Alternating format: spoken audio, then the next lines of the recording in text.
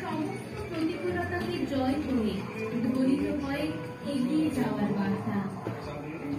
ভাবনা যত চাওয়া পাওয়ার ওই হাতেতেই নমন করে, অন্যে জীবন চাওয়ার খোঁজে পাওয়াটাকেও ব্যর্থ করে।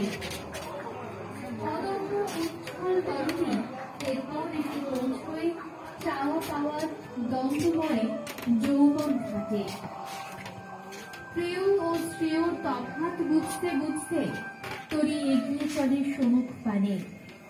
দীর্ঘ যাত্রাপথের ধারে শ্রান্ত তরি নোঙর করে অন্তিম ঘাট বার্ধক্যে। আমার মাথা নত করে দাও হে তোমার চরণ ধুলার তলে।